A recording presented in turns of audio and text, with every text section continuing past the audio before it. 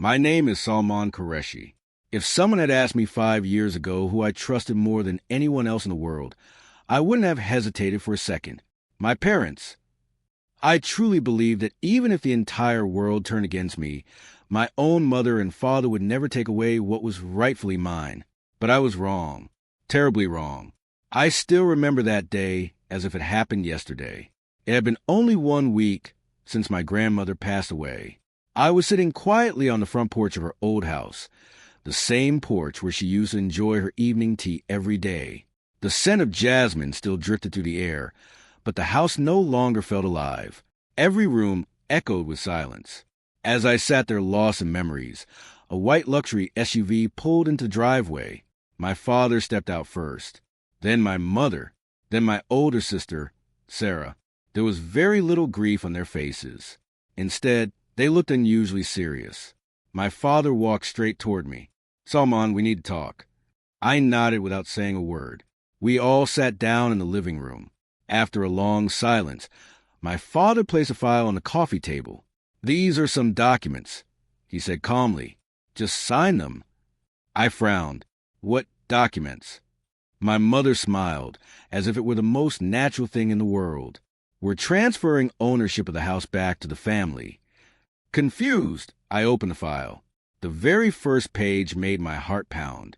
According to the papers, my grandmother's house would be transferred from my name into my father's. I looked up in disbelief. "But Grandma left this house to me." My father leaned back in his chair. "She did," he replied casually. "But that was only a formality." I stared at him. "A formality?" His expression remained cold. "That house belongs to the family. What is one man going to do with such a big property?" Before I could answer, my sister Sarah spoke up. "Besides, you've always said family comes first." Then my mother looked directly into my eyes and said the sentence that shattered something inside me. "You're only doing what every good son should do for his family." Silence filled the room. I looked from one face to another. All three of them were completely certain that I would never refuse. After all, I never had before. When I wanted to attend university, I took out student loans so my father could afford my sister's extravagant wedding. I gave my parents my very first paycheck to help with household expenses. When my father's business began to fail, I handed over every penny of my savings without asking for anything in return. And every single time, I heard the same words. "You have to make sacrifices for your family." Today, they were saying those words again. Only this time, the sacrifice they wanted was the last piece of my grandmother that I had left. I slowly closed the file. What if I don't sign? The warmth disappeared from my father's face. My mother let out a long sigh, and for the first time, I realized this wasn't a conversation. It wasn't even a request. They had already decided that they were going to take the house from me, no matter what, and they were convinced that, just as always, I would stay quiet. What they didn't know was that the day before my grandmother died, she hadn't left me just a house. She had entrusted me with a secret that would completely change my family's future only a few weeks later. I slowly placed the file back on the table. My father continued staring at me, waiting for me to pick up the pen and sign the papers without asking another question. The silence in the room was so deep that I could hear the ticking of the old wall clock. I took a deep breath. I need a few days to think. My father's expression changed instantly. "What is there to think about?" he demanded. "This house doesn't belong to you alone. It belongs to the whole family." For the first time, I looked him straight in the eyes. "But Grandma left this house to me." My mother cut in before he could answer. She was sick. She didn't fully understand what she was doing. The moment I heard those words, anger surged through me. The woman who had made every important decision in her own life, the woman who had never begged anyone for help, was now being dismissed as confused and incapable simply because she was gone. Without saying another word, I walked over to the window. The old neem tree still stood in the yard. As a child, I had spent countless afternoons sitting beneath it with Grandma. Suddenly, I found myself remembering her final night. It had been raining. I had brought her a bowl of warm soup. She managed only a few spoonfuls before quietly saying, "Salman, bring me the wooden box from the top of my wardrobe." I brought it over and placed it beside her. She opened it carefully. Inside were old family photographs, several handwritten letters, a small silver key, and a sealed envelope. She handed me the envelope. "Don't open this yet." I looked at her, confused. "Then when should I open it?" She smiled gently. "When the people closest to you begin to feel like strangers." At the time, I didn't understand what she meant. She reached for my hand. "Remember this, my son. You don't discover the truth about relationships during happy times. You discover people's true faces when money stands between them." I sat there in silence. Then she said something that has echoed in my mind ever since. "Not everyone who says they love you is truly looking out for you. Salman." My father's voice pulled me back to present. "We need your answer today." I slowly shook my head. "Not today." Sarah immediately pushed her chair back and stood up. "What is wrong with you? We're not your enemies." I gave her a bitter smile. I used to believe that too. My mother glared at me. "Are you really going to fight your own family over a house?" I answered calmly. "I'm not fighting over a house. I'm honoring Grandma's final wish." My father slammed the file shut. "Fine. If you won't sign willingly, we have other ways of handling this."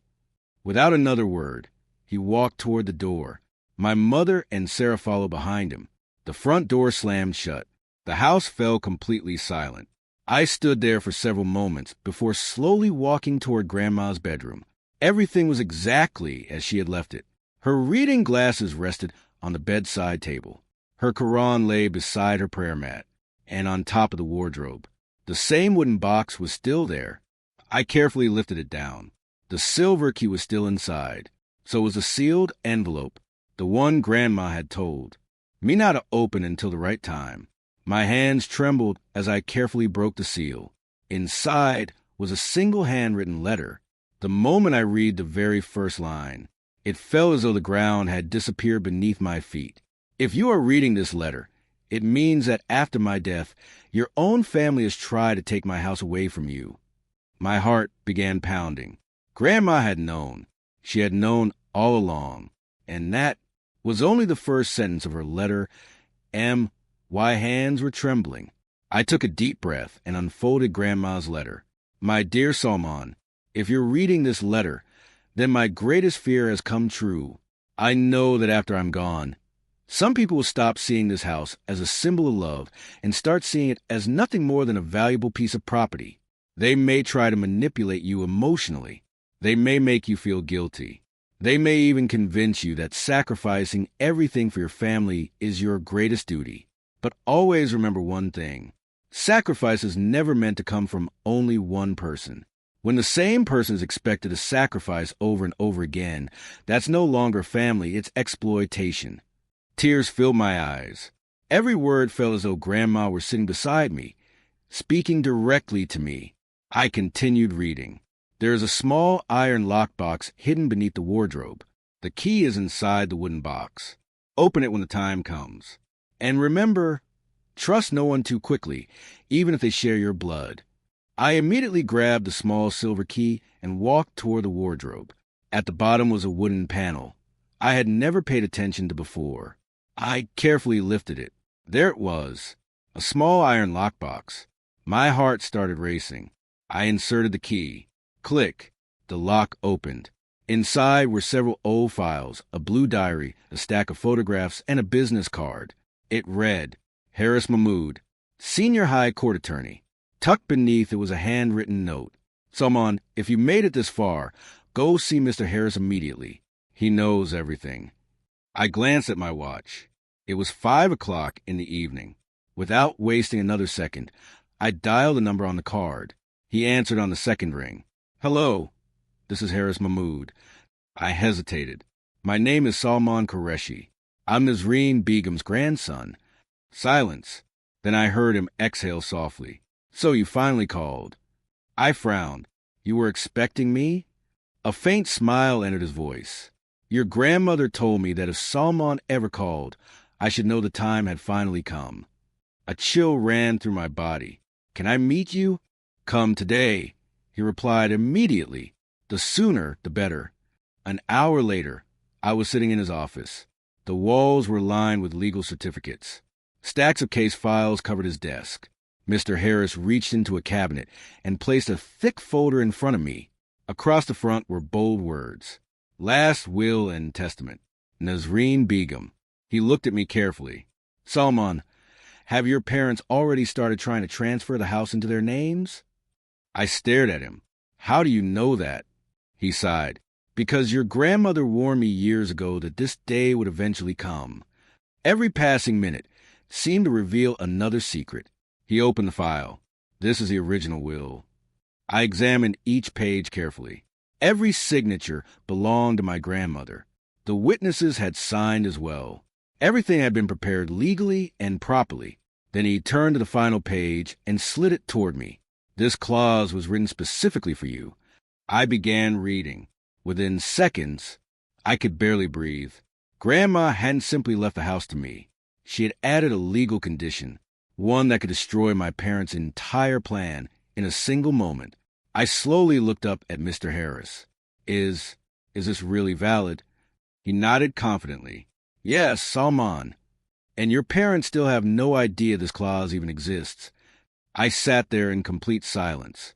For the first time, I realized this was never just about a house. It was a fight for justice. And the very first move in that fight had been made by my grandmother years before anyone else even knew a battle was coming. I sat there in silence for several minutes. Grandma's will lay open on the desk in front of me, but my eyes remained fixed on a single paragraph. If anyone attempts to obtain this house from Salman through pressure, deception, coercion, or emotional manipulation, that person shall permanently forfeit every legal claim to this property. I slowly looked up. Mr. Harris, is this clause really enforceable in court? He answered calmly. Absolutely. Your grandmother prepared this will 3 years ago. At the time, she was in perfect mental health. There were 2 legal witnesses present, and every legal requirement was properly fulfilled. For the first time in days, I felt a sense of relief. Then my phone rang. The screen read, Dad. I answered. Hello. His voice was cold. Where are you? I'm taking care of something important. He didn't waste a second. Everyone will be at the house tonight at 8. You'll be there too. I frowned. Why? You can ask your questions when you get here. The line went dead. I placed my phone back on the table. Mr. Harris looked at me thoughtfully. They're running out of time. I gave a faint smile. I think they're beginning to realize I won't stay silent anymore. He closed the file and looked directly at me. Salman, remember one thing. From this moment on, think carefully before making every decision. If they ask you to sign anything, don't. I nodded. I promise. At exactly 8 o'clock that evening, I stood outside my parents' mansion. Ironically, I had helped pay for this house over the years. Yet now, it felt like I was standing in front of a stranger's home. The front door opened. My mother greeted me with an artificial smile. Come in. Everyone's waiting. The moment I stepped into the living room, I stopped. It wasn't just my parents. My uncle, my aunt, my sister Sarah, and 2 men I had never met before were sitting there. One of them wore an expensive business suit. My father gestured toward him. He's a real estate consultant. I frowned. A real estate consultant? My father smiled. That's right. We've decided to sell Grandma's house. My blood boiled. Who's we? He slammed his hand on the table. We are, and you're part of this family. I remained calm. But the house belongs to me. The atmosphere in the room changed instantly. Sarah let out a sarcastic laugh. See, it only took him a few days to let money go to his head. My mother pretended to wipe away tears. Is this really how we raised you? Are you going to fight your own parents over a piece of property? I didn't answer. Instead, Grandma's words echoed inside my head. You discover people's true faces when money stands between them. My father pushed another folder across the table. I'm only going to say this one last time. Sign it. I opened the folder. It wasn't just another property transfer agreement. There was also a sales contract. My heart nearly stopped. The house had already been sold to a property developer, without my knowledge, without my permission. They had gone ahead and made the deal anyway. I slowly closed the folder. Then I looked around the room and spoke as calmly as I could. "I'm not signing." Silence. My father's face turned bright red with anger. He stood up so quickly that his chair nearly tipped over. "If you won't hand over this house willingly, then remember this. You'll have no place in this family ever again." For the first time in my life, I wasn't afraid. If the price of protecting what Grandma left me is losing this family, then I'm willing to pay that price. My father pointed a trembling finger at me. "From this day forward, you are no longer my son." For a brief moment, I looked at my mother. Part of me hoped she would stop me, tell me to stay, tell him he was wrong.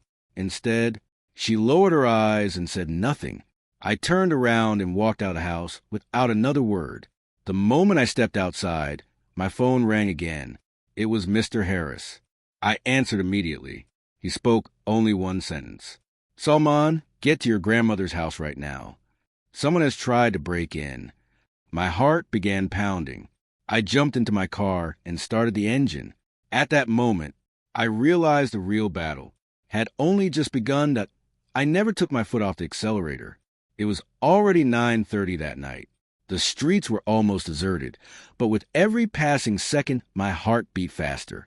Mr. Harris's words kept echoing in my mind. "Salman, get to your grandmother's house immediately. Someone has tried to break in." I pulled my car to a stop in front of the house. Even from a distance, something felt wrong. The front gate was half open. I knew it couldn't be. I had locked it myself before leaving. I hurried toward the entrance. The moment I stepped into the yard, I saw the broken padlock lying on the ground. A chill ran through my body. "Who's there?" I shouted. Only silence answered me. I slowly stepped into the living room. Everything looked normal. The sofa, the curtains, Grandma's photograph hanging on the wall. Nothing appeared to be missing. But the moment I walked into Grandma's bedroom, I froze. The wardrobe doors were wide open. Clothes were scattered all over the floor. Every drawer had been pulled out. The entire room had been turned upside down. Whoever had come here knew exactly what they were looking for. Then I heard a familiar voice behind me. "You got here just in time." I turned around. Mr. Harris was standing in the doorway. Beside him was a police officer. I looked at him in surprise. "You called the police?"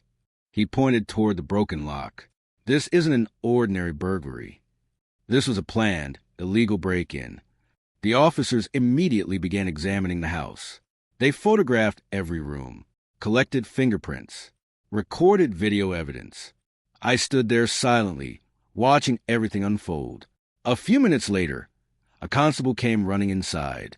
"Sir, we found this near the back door." He held up a black leather wallet. The officer opened it. Inside was an identification card. The moment I saw the photograph, my heart nearly stopped. It belonged to Akram, my father's driver, the same man who had worked for our family for 15 years.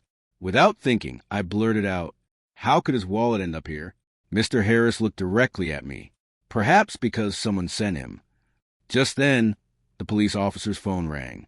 He listened for a few moments before hanging up. "The house across the street has a security camera. There may be footage of the intruders." We hurried across the road. The homeowner pulled up the recording. At exactly 8:17 p.m., a black SUV stopped outside Grandma's house. Two men stepped out. One had his face covered. The other was Akram. He walked straight to the front gate. Within seconds, he broke the lock. Both men entered the house. My fist tightened. Then another detail appeared on the screen. The driver of the SUV never got out. His face wasn't visible. But something else was. A distinctive gold wristwatch. I recognized it instantly. I had bought that watch myself as a gift for my father's 50th birthday. The room fell silent. Mr. Harris looked at me. "Do you recognize it?" I could barely nod. My eyes filled with tears.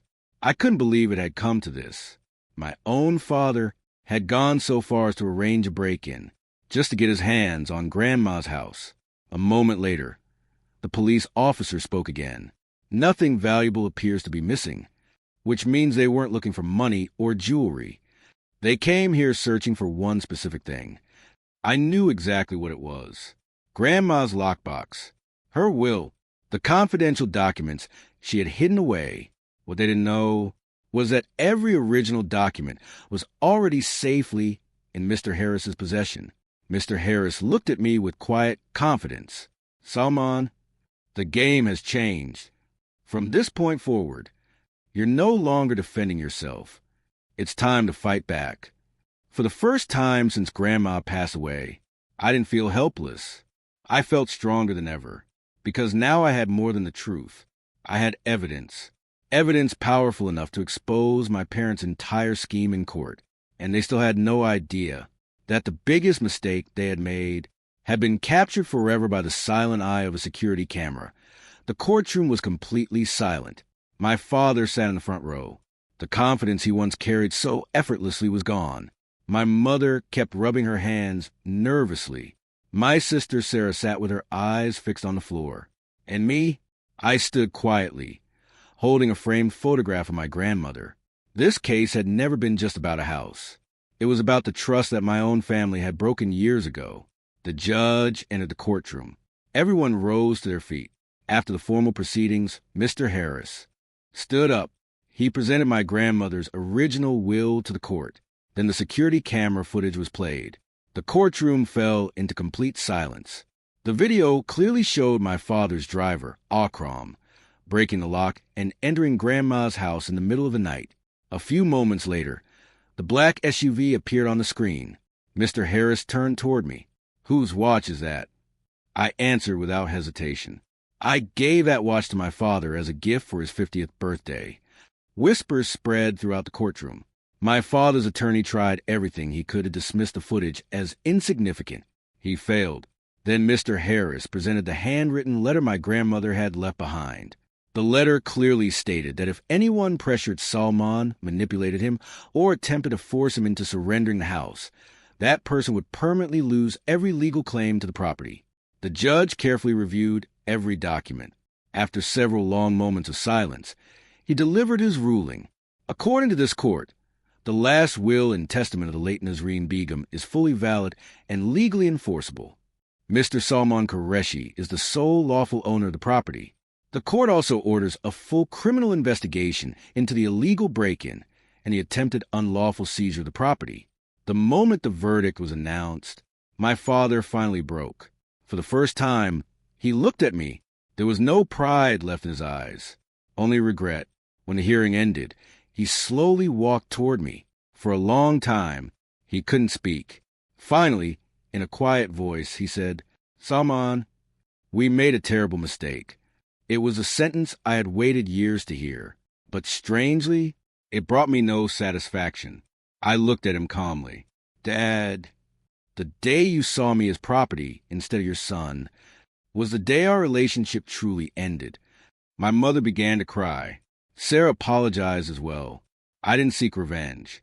I simply reclaimed what had always been mine. Several months later, I moved back into Grandma's house. I didn't change a single brick. I placed her old wooden chair back on the front porch where she used to drink tea every evening. I planted fresh flowers in the garden. And beside the front door, I installed a small brass plaque that read, "Nazreen Begum House, a home built on love, honor, and truth." Every evening, as I sit on that porch with a cup of tea, I can almost hear Grandma's gentle voice once again. "See, Salman, the truth may take time to win, but it never truly loses." I looked up at the evening sky and smiled. "Grandma, your home is safe, and so is your honor." Perhaps that was the greatest victory of my life.